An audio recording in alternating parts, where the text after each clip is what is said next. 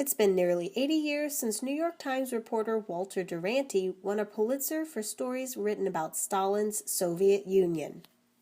The correspondent wrote 13 pieces praising Soviet leadership, but left out important, unflattering details like famine and Ukraine.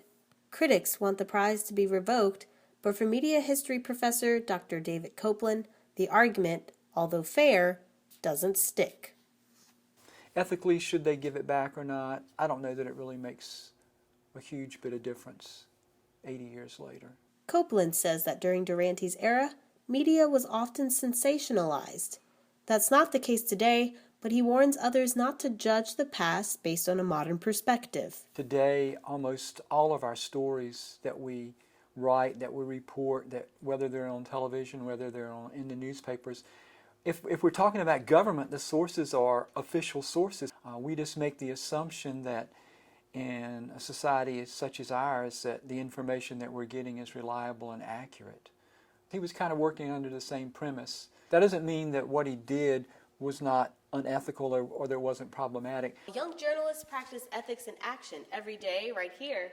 During Duranty's time, that wasn't the case.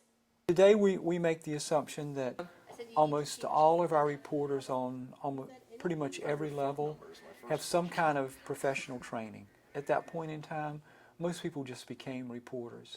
Copeland says the history of media explains why reporters are tempted to exaggerate stories like Duranty did. If stories weren't exciting enough, well, embellish them, and if not, you can just absolutely make them up. From penny presses to the battle between Hearst and Pulitzer, even today, stories are sometimes completely made up. But Copeland says that's why it's even more important for journalists to work under codes of ethics that makes sure the public is knowledgeable. Informed citizenry and to know what's going on. I think it's ethically important that reporters do to the best of their ability stories that provide a full picture for us. Addie Haney, Elon Local News.